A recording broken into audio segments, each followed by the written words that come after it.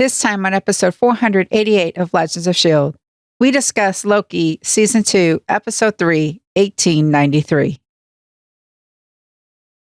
This podcast was recorded during the 2023 SAG-AFTRA strike. Without the labor of the actors currently on strike, the series being covered here would not exist. I'm Josh Liston from On the Bubble Podcast, an oral history of television fandom, part of the Gonna Geek network, just like the show you're checking out now. Shows on the network are individually owned and opinions expressed may not reflect others.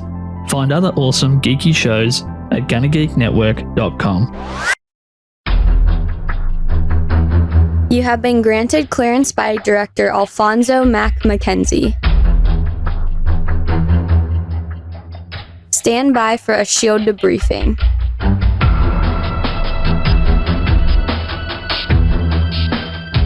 All information to be discussed here is classified and may only be discussed among agents granted clearance by the S.H.I.E.L.D. Director. Now it's time for your scheduled debriefing. I am Agent Michelle. I'm Agent Chris. And I'm producer of the show, Director SP. Welcome to the Legends of S.H.I.E.L.D. podcast. The show is recorded on Saturday, October 21st, 2023, live from the Legends of S.H.I.E.L.D. studios and broadcast TVA-wide. Come and join our live chat as we record. And if you didn't already catch on to it, we love talking about Marvel. Because of some good old-fashioned romantic jealousy. If you'd like to talk to us about romantic jealousy, you can visit our website, legendsofshield.com. If you want to tell us about that dirty Jolene who's just trying to steal your man, you can leave us a voicemail at 844-THE-BUS-1. That's 844-843-2871. If you'd love to discuss love triangles, you can join our Discord server at GonnaGeek.com/Discord. And don't forget that Legends of S.H.I.E.L.D. is a proud member of the GonnaGeek.com network, and I'm pretty sure we all love each other over there. Not in love triangles, though. No, there's too many points for that. It's dodecahedron, at least. I don't even know what that means, so we'll just leave that be for now. I'm excited to talk about this episode of Loki. When did you guys watch it? When it Last aired. night. And when is that, Michelle? It's at 9 p.m. Eastern, 6 p.m. Pacific. All right. You know, that brings up a point. We could conceivably live tweet since it publishes at 9 p.m. every week, Eastern time on Thursdays. That is true, but I am doing show notes at the same time. Ah, okay. Also, that's past my bedtime. It's kind of past my bedtime too, so I don't know. We'll see if they fix the strike soon enough. Maybe Lauren can do it because it's earlier her time. That is true. Okay. Anyway, we're going to be talking about Loki Season 2, Episode 3. You guys ready to roll it? Yep. I've got a surprise, and I don't think you're ready for it. No, that makes me... Yeah, okay. We'll see.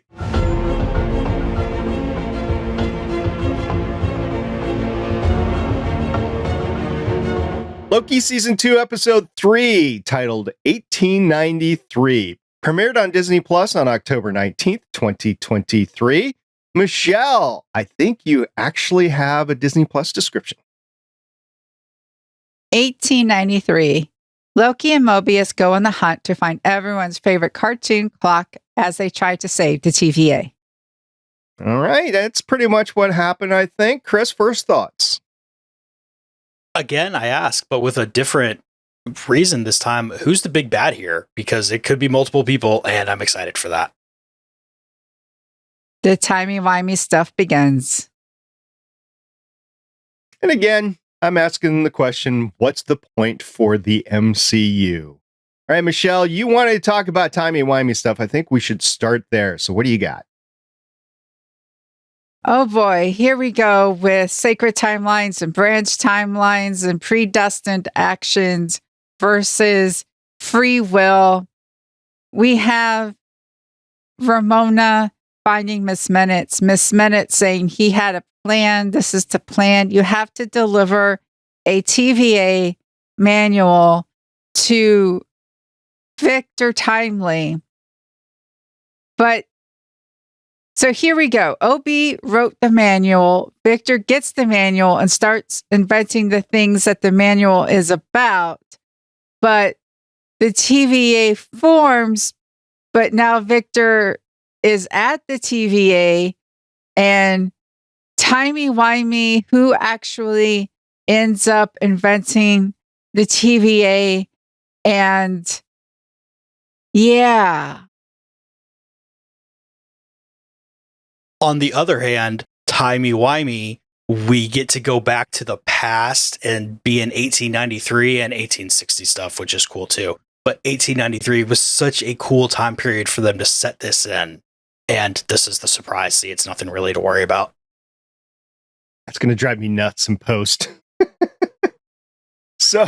So yes, the 1893, it was interesting. I'm glad they brought up the Chicago fire, by the way, because that was in the intervening years. It kind of gave them carte blanche to create one set and then wipe everything off and then they create the World's Fair set or whatever that fair set was afterwards. It gave them the opportunity to do that. So I thought that was pretty neat running over there. Also the time period with all the inventors and all the newfangled things, which is basically magic. What is magic? It's just science that we haven't discovered yet for a lot of part, right? So the fair was pretty good. The timey-wimey stuff, that was blowing my mind because, Chris, you were asking who the big bad was. Is the big bad OB?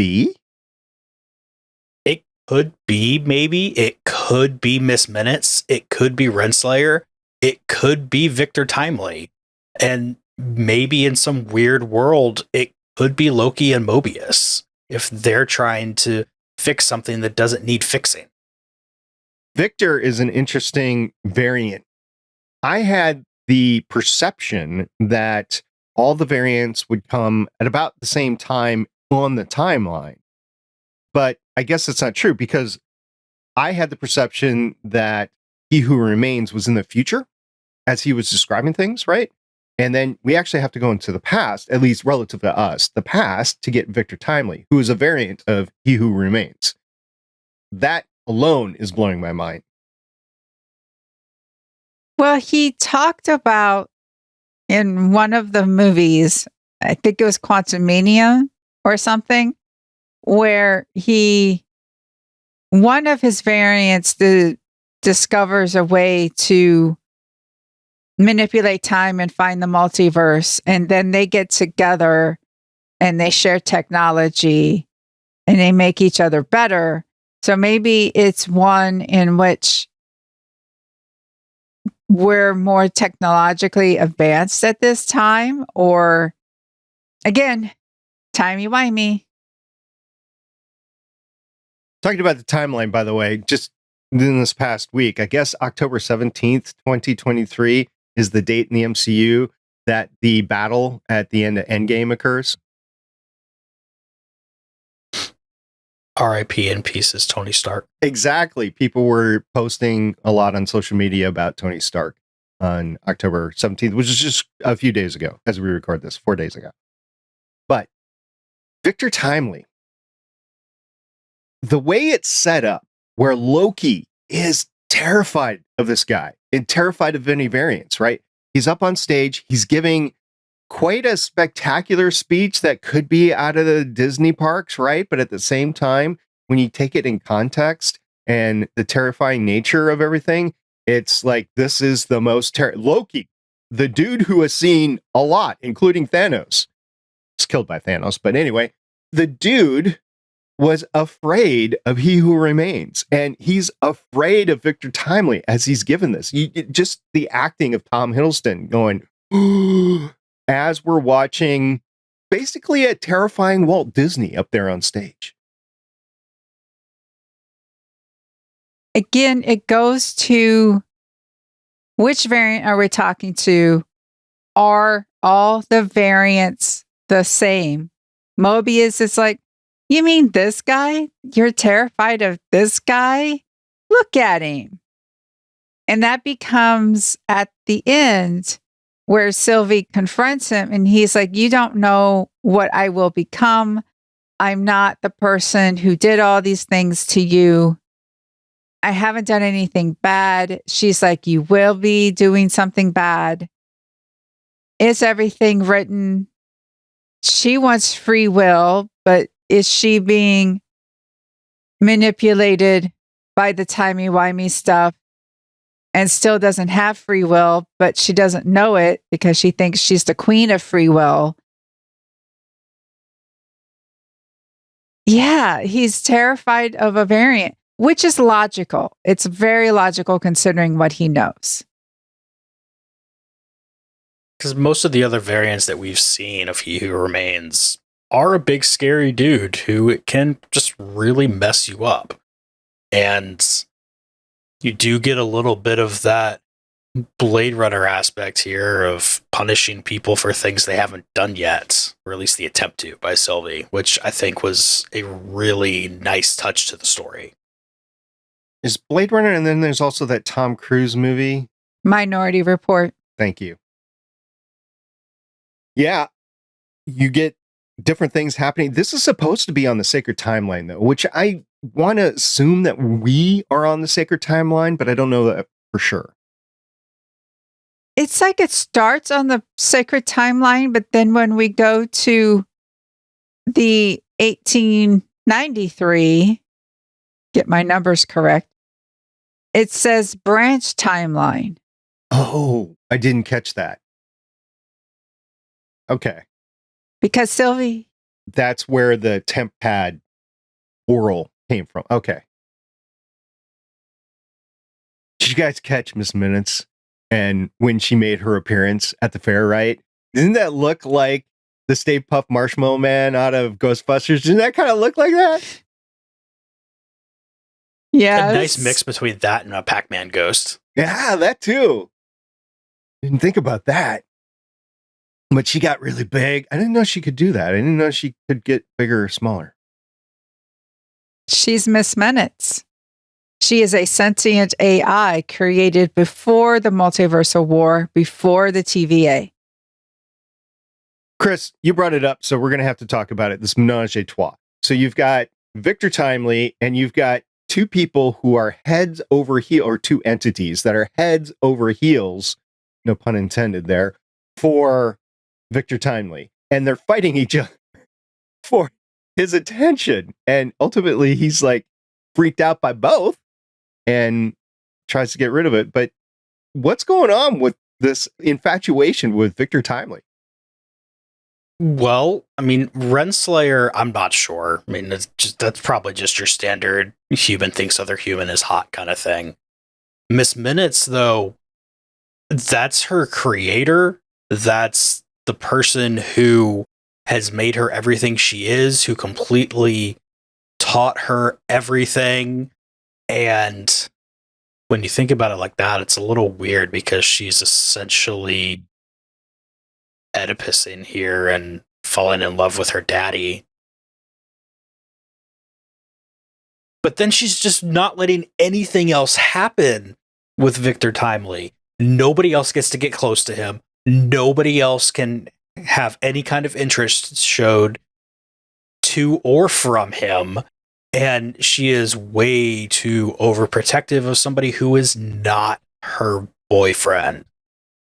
So Miss Minutes gets Renslayer to go back and give the TVA guidebook manual to Victor Timely. I think that's Miss Minutes' plan. I don't think He Who Remains had that plan at all.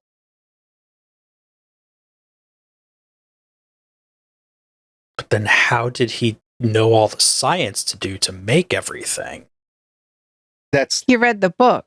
Yeah. He was given the manual. Mm-hmm. But if he had never gotten the manual, then all the stuff never would have been invented like that. So he wouldn't have had to go back and have people go back in time to give him the book so he could do it. I'm saying it wasn't his idea. I think it was Miss Minutes' idea. She kept talking about this is how he will become the man he's supposed to become. which is her ideal version.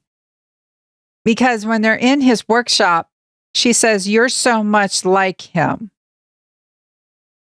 So she knows he isn't him, but she knows that he is very close to the him who gave her everything but a body, any sort of body, whether it was a cyborg body or just anything, which could be frustrating when you've given everything, but this one tiny thing that she's wanted.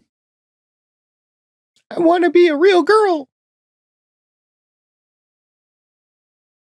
Pinocchio syndrome. Pretty much.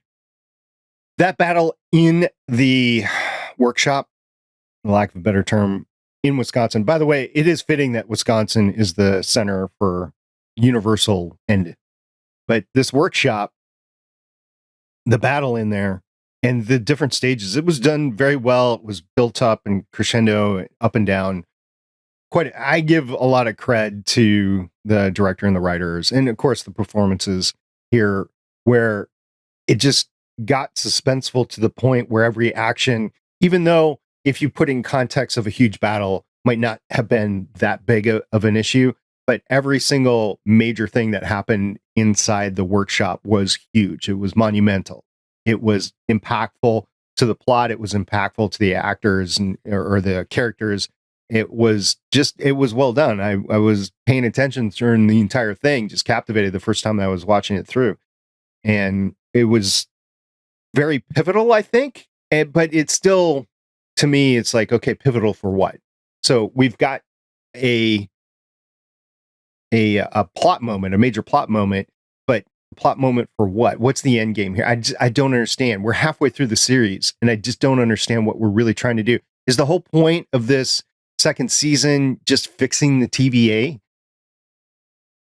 Fixing the time loom. Okay, so then this is a side quest. This is like something, if this didn't happen, it wouldn't change anything in the MCU. If this does happen, it doesn't change anything in the MCU. We fix the time loom. We get to know more about He Who Remains, or at least the idea of his variants. We see the end of time again with He Who Remains body decomposing. That was quite the visual to see. Yeah, as Renslayer is transported there.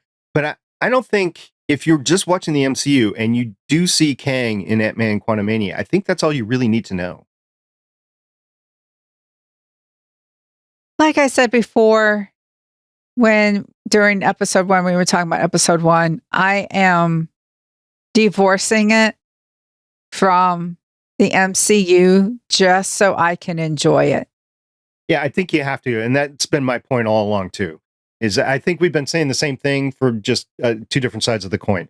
Like, what's the point for the MCU? There is no point for the MCU. It's just a decent story. You got Tom Hiddleston. You get to see his acting chops. We're introduced to these good characters like Mobius and Sylvia and stuff like that. But I don't think any of it's going to port over back into the MCU. I think, according to the main timeline, Loki is dead. If they ever want to bring back Tom Hiddleston into the MCU, they could, using this.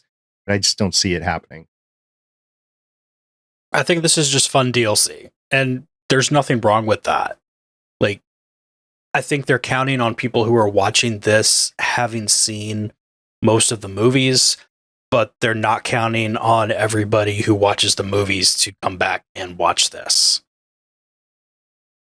It was interesting seeing Victor's obsession with the TVA. I mean, he's had the manual his whole life, so he's kind of romanticized it. And then it comes to the determination in this episode, whoa, I made the TVA? So this thing that he idealized, it's like, I'm responsible for it. Wow.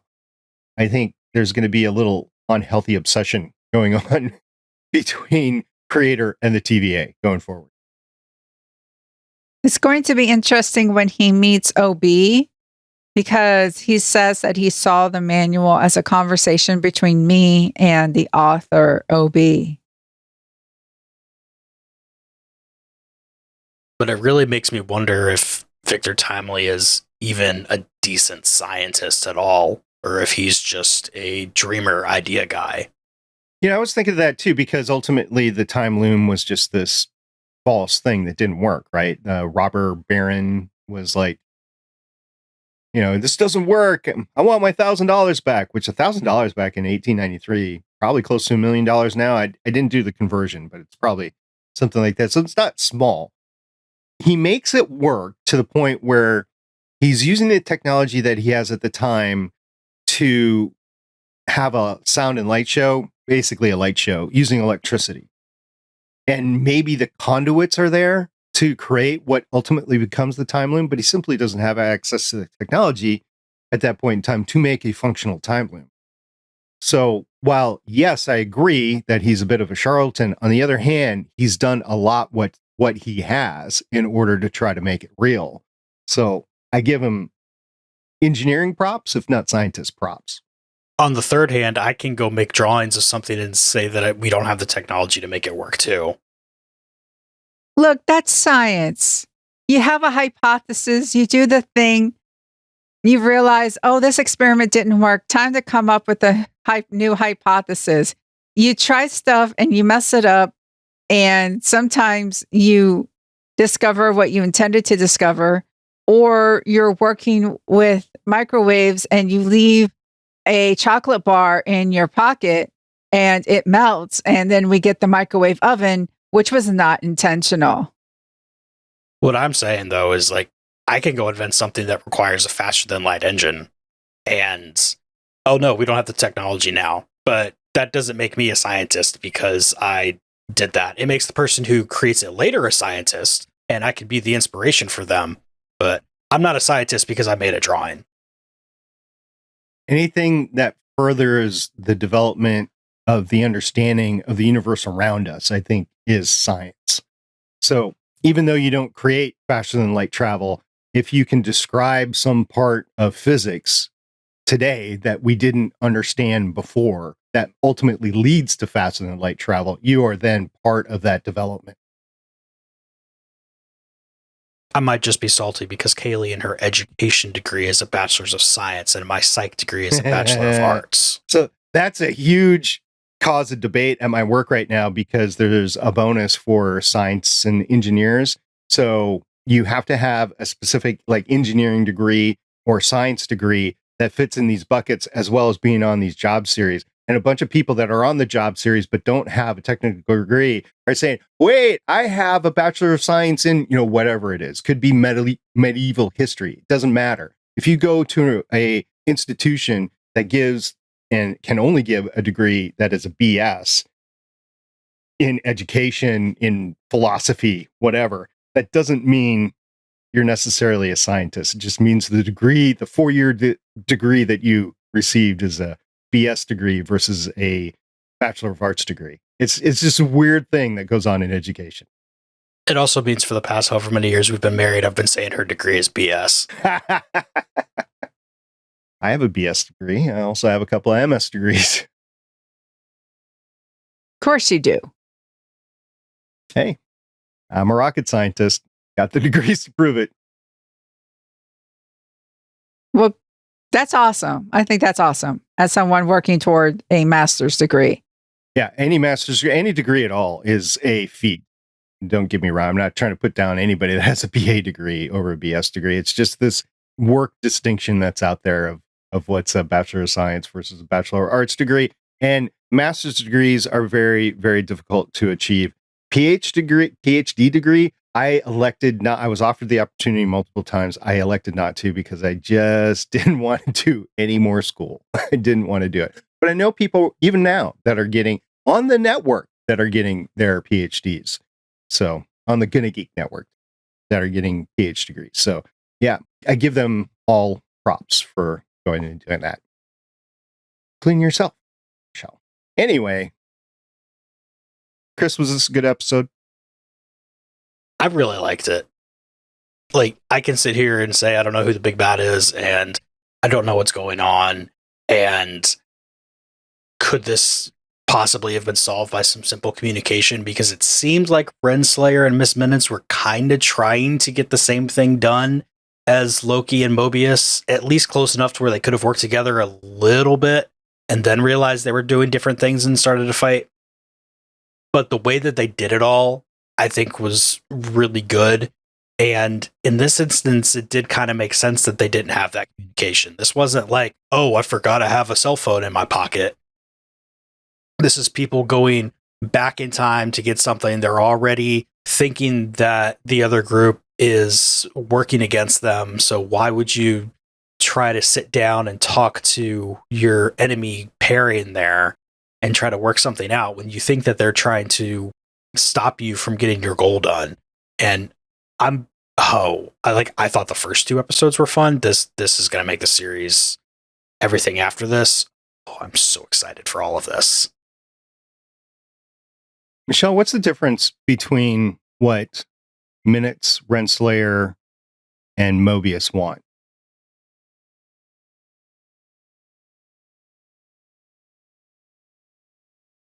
Renslayer wants order.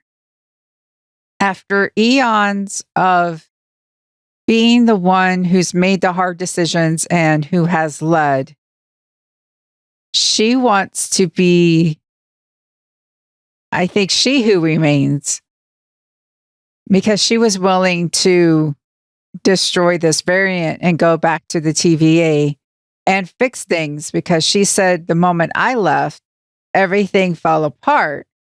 Well, the moment you left is also the moment when Sylvie killed He Who Remains.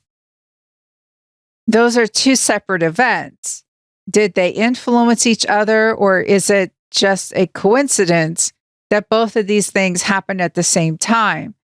If she had stayed at the TVA and Sylvie had still killed He Who Remains, then all of those timelines still would have been branching. Renslayer would have wanted to start to prune them, but there were so many that we probably could still have the time loom issue. Maybe it still wouldn't be as bad. Renslayer, I think she knows she is important. I think she thinks she's too important. She is important. I just think there's a little bit too much that she's, betting on herself. The same with Miss Minutes. Miss Minutes is a creation. She knows a lot of secrets. I thought that was interesting at the end. You don't upset someone who knows every single one of your secrets. And oh, by the way, Renslayer, I'm going to tell you one that's going to upset you. Mobius pleaded with Renslayer in order to get them to work together again, in order to fix the time loom, in order to just get this thing under control. She didn't want to do that.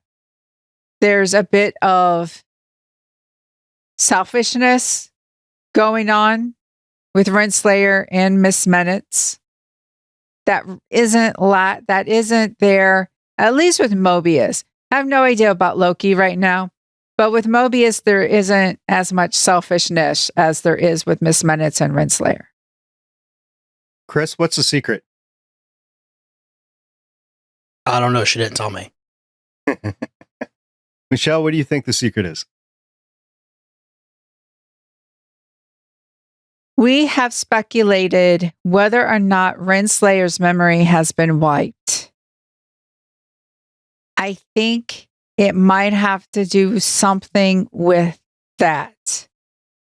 That there was, I think Renslayer might think her memory has never been wiped and has just been pretending, because she talks about all the messes that she's cleaned up, Mobius has done, every other decision that she's done, how she sacrificed her humanity.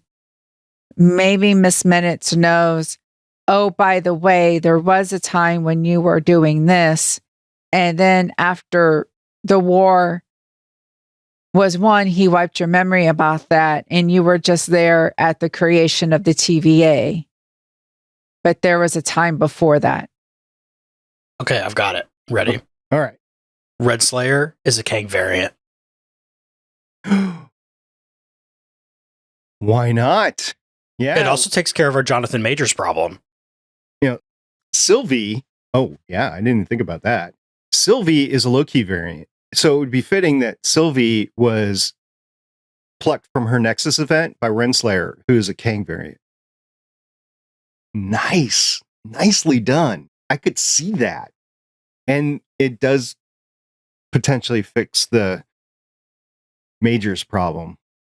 If it's a problem. I don't even know if Disney thinks it's a problem anymore because, we haven't really discussed it, but the legal wranglings have proceeded to the point where I think they could go forward with Majors, so I don't know.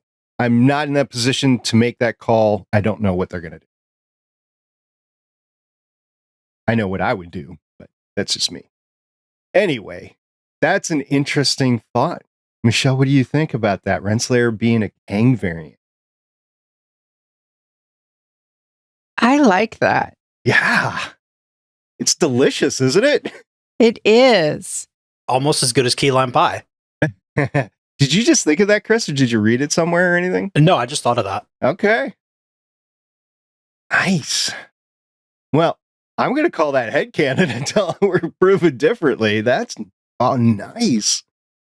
It would explain why maybe her memory is wiped, right? And it would explain that He Who Remains kind of kept her around with a memory wipe, just keep tabs on her. And she does go after her pretty hard in the warehouse too, right? All right. That's a whole new dimension for me to think about. It would make sense with the recording. You were so helpful to me in the war. How else would you work your way up in the war unless you were a Kang variant? Yeah, it did seem like the only soldiers in that were the actual Kangs themselves. Wow. All right. Disney, if I turn out to be right, I promise I did not break into your stories and read that ahead of time. Please don't target me. Don't send the ciphers after me. I didn't do anything. Or more importantly, don't send your lawyers after me. We're just guessing, Disney. We're just guessing. Wow. I just get crazy ideas when I have Reese cups for breakfast. Well, we do know that partners are never good. That was the whole thing. Victor didn't like partners. Miss Minutes keyed in on that just because it worked to her advantage. So, and at the end, Victor is all alone, really, right? Well, he's going to the TVA. Yeah. But he's shut off Miss Minutes. Yes. All right. I have no idea where this is going. I think, I kind of miss not having OB in this episode. It'll be nice to see him back next episode, as well as, all of the TVA personnel. I'm guessing it's going to be how do we fix the time loom episode. That's just a guess. We could do anything. There could be an escape. I don't know. Sylvie's involved too. So we still have the foreshadowing scene of Loki running in the hallway in the future, right? And Sylvie's there to try to get him, and then Loki gets zapped at the end too. He could end up going to that place at the end of time as well, again, and we could see the alligator Loki variant again. Yes. Yeah, we are assuming that zap is the zap that got him back into time. Maybe there's a different snap, a different zap that brought him back, because he had to be zapped. He had to be pruned in order to go back and become molecules so Mobius could get him. Yeah, and something happened. Somebody zapped him. We don't know who. So, I don't know. Could be OB. I mean, it literally, And if OB is good or not, we don't know. So lots of unknowns. It'll make an interesting final 3 episodes. Michelle, has this varied from the standard format so far with these? I think it knows where it wants to go. And because of that, we're getting good episodes from the bat. This is following. It's not really following. It's so far for me, it's following She-Hulk, because I think She-Hulk started very well. Didn't end very well. I mean, it ended okay. I think this is going to have a much more interesting ending. I think we're going to finally get a solid Marvel Disney Plus TV show. And really, it would be episode 7 through 12 and not 1 through 6. True. All right. Well, guys, any last words, Chris? I'm just really excited to see where this one goes. We have so many unanswered questions, and in a nice surprise, they're unanswered questions because cool things keep getting brought up and not because we're just not being given answers and having things drag along. As long as you bound them, whereas this might not have any impact to the MCU whatsoever. Yeah. I'm still open to whatever with that. We'll see. Michelle, any last thoughts? Any thoughts about the Ferris wheel?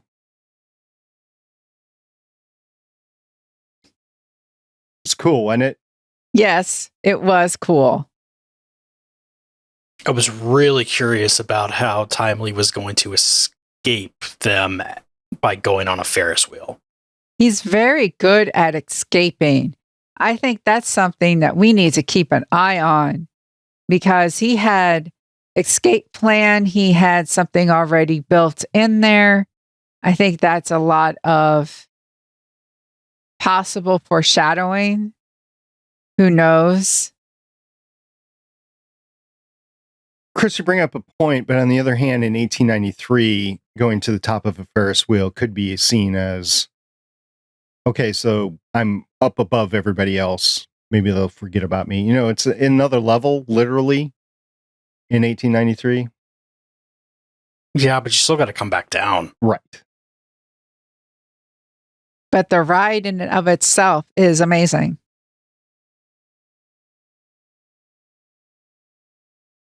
Yeah.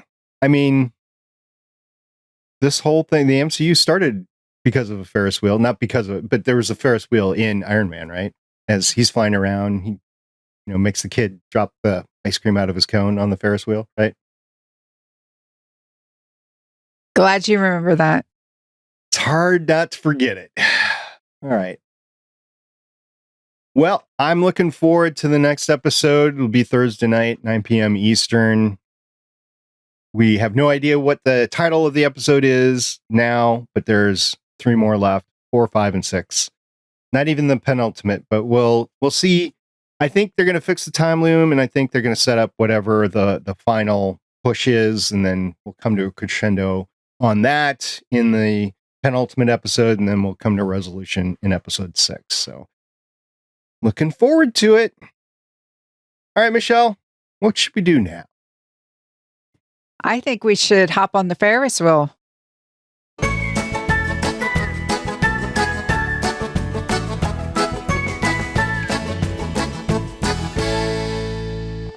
Ferris wheel rides are always good. Thank you, everyone, for continuing to listen to us. We appreciate you downloading. We appreciate you communicating back and forth with us over on the Discord server and on social media. A little request, if you listen to us on Apple Podcasts, if you could go give us a 5-star rating, maybe jot down a positive review. If you're listening this far, we would appreciate that over on Apple Podcasts. Yes, thank you very much.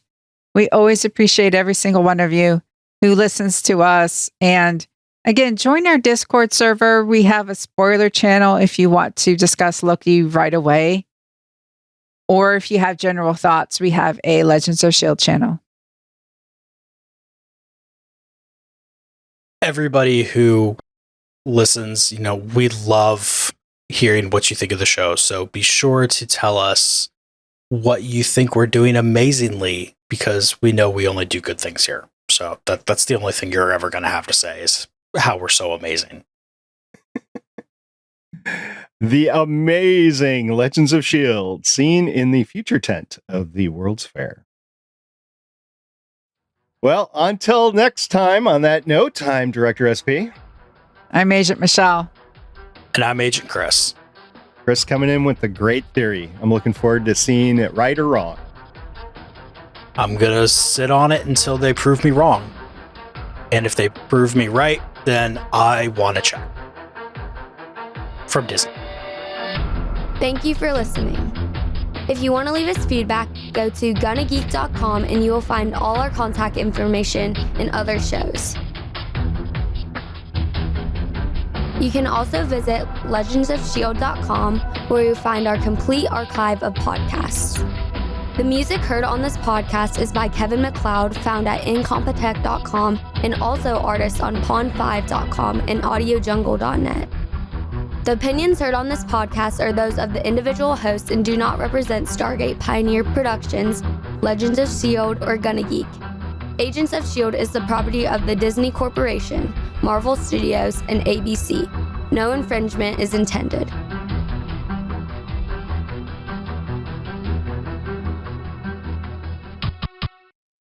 Legends of S.H.I.E.L.D. is copyright 2013 through 2023.